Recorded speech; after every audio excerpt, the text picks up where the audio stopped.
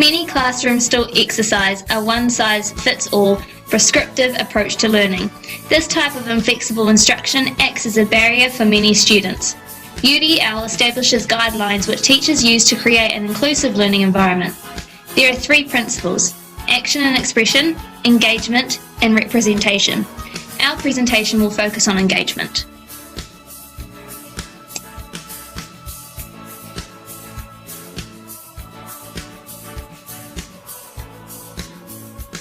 As teachers, it's paramount we build inclusive learning communities to ensure all learners are reached. A way to improve engagement is to provide choice and opportunities for autonomous thinking and learning. That is, allowing students to choose resources and even the task. I'm particularly interested to see how technology integrates with UDL and student choice. Consider a Year 3 reading class of differentiated learners. Why not try Reading Eggs? This is an online reading resource. Children engage with reading as they choose between self-paced, interactive online games and activities. There are over 2,000 levelled books and animated reading and phonics lessons. The students choose the lesson at their level. My junior readers would choose a Reading Eggs task, such as the rhyming square activity where they match 2 different words that rhyme. My higher readers would choose a Reading Express task where they might read an extract and answer questions from an ebook, such as biggest, highest, fastest. They also choose whether they want to listen to audio, read a book, watch a video, play a game, or complete an activity. I used Reading Eggs on Practicum 2 with my Year 3 class. It was a way my AT and I engaged diverse learners through technology. A digital approach offered choice and removed barriers to learning. Lipinski, Gravel and Rose said technology makes learning possible for differentiated learners by creating flexible and supportive learning environments. UDL supports differentiated learners and upholds the New Zealand curriculum's commitment to inclusion.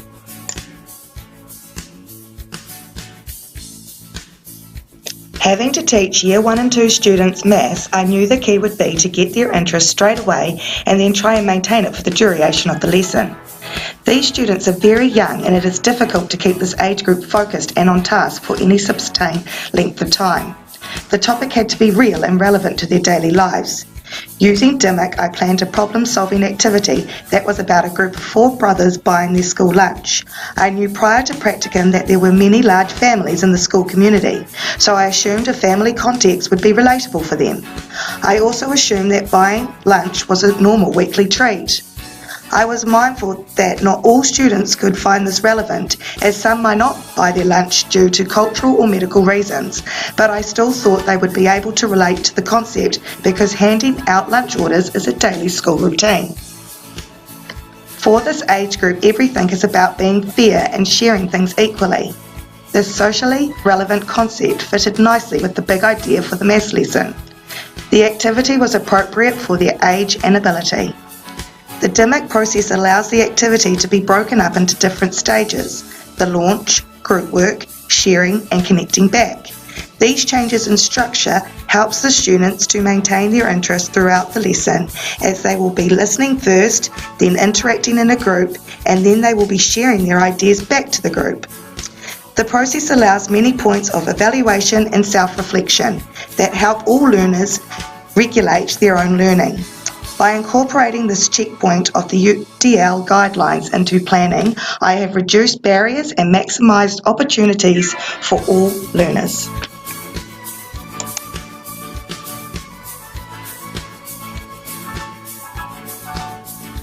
The school that I was in for Practicum 3 was very energetic when it came to PE. Most of the students in my Year 7 class were very active. However, not all students were motivated. To improve engagement during PE, I created a safe and predictable environment. Lipinski, Gravel and Rose said there had to be a balance between challenge and support to ensure student learning. Before the class played a game of netball, we practiced ball handling skills.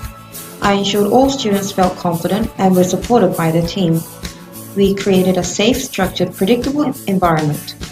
In accordance with Lipinski, Gravel and Rose, I grouped students to practice ball handling skills, creating an opportunity to work collaboratively. As they felt confident, we moved on to a quick ball passing activity. Every student in the team had to catch the ball in order to score a point. This ensured students participated and were engaged. There was a level of difficulty as the students could intercept passes. These challenges encourage students to work collaboratively and support each other. After practicing ball handling skills and our quick warm-up, we gathered as a class and I questioned the students about the session. We reflected on what was learnt and provided feedback and feed forward. It was important for students to provide feedback as this facilitated further learning. Using the UDL guideline helps teachers understand that students learn differently.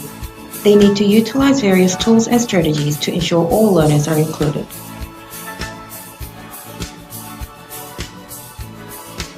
Teachers hold commitments to both the teaching profession and learners in which we must uphold and acknowledge to the best of our ability. It is important to ensure teaching is effective and of a high standard, and that practices are inclusive and support the needs and abilities of all learners. To promote success and engagement, a universal design to learning can be implemented to sustain the effort and persistence of students through varying the demands and resources, resulting in challenge to be optimised. This can be encouraged through providing physical and hands-on activities. The game of Simon Says can be used to implement a universal design for learning in multiple ways in a Year 3 Te Reo Māori lesson.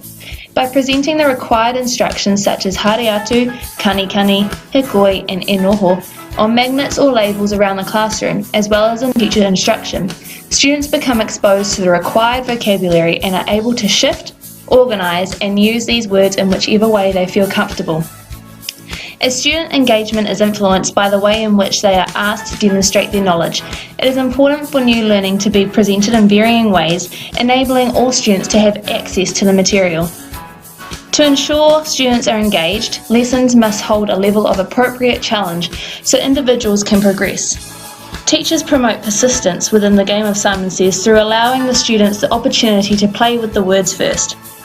Once they become comfortable and can remember them, they are then removed so children are required to use their recall skills. This sequence can be repeated when new instructions are introduced, making it more challenging for the children, as they have to continue to build their word bank and acknowledge their recall processes. The Ministry of Education State Universal Design enables teachers to ensure their practice acknowledges the skills, knowledge and experiences of all learners.